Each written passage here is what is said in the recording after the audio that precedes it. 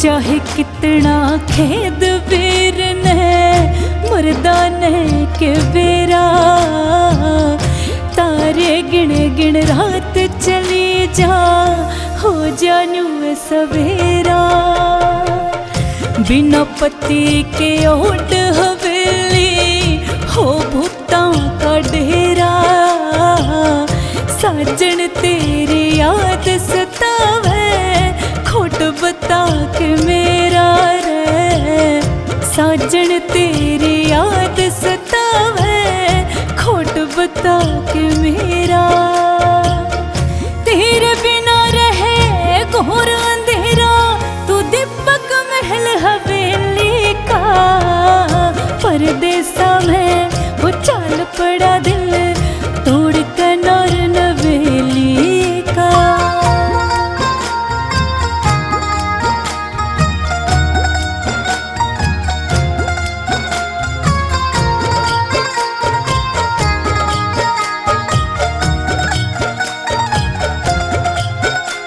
हो दिल के दिल में रह पते बिन होता ना मन का चाहा, ओड उम्र में छोड़ चला तो कुछ भी ना खिला खाया, कुछ भी अच्छा लगे को ना धन दौलत और माया।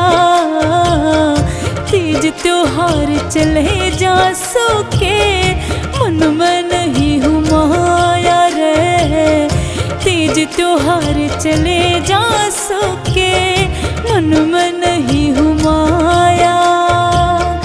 मत जोबन में वही से काया, रुतबे फूल चमेली का, परदेसा में वो चाल पड़ा दिल तोड़ कनौर नवेली का।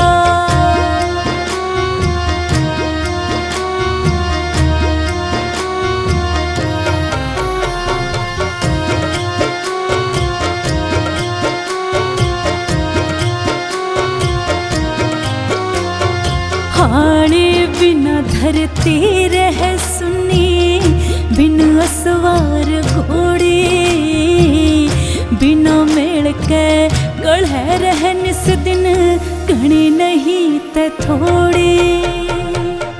जल बिन तड़प कमर जानू फिर मर्द की जोड़ी, बिन पति के भीर की कीमत उठे ना धेला कोड़ी रे, बिन पति के भीर की कीमत उठे ना धेला कोड़ी।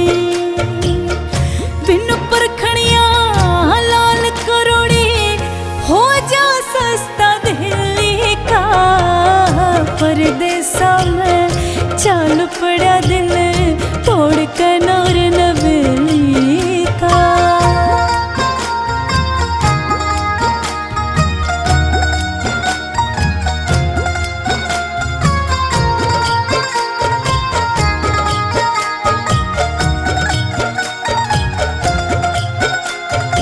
सारी उम्र बिता दूंगी मैं पिया तेरे गुण गा कर, याद रखिए कदे भूल जा परदेसा में जाकर।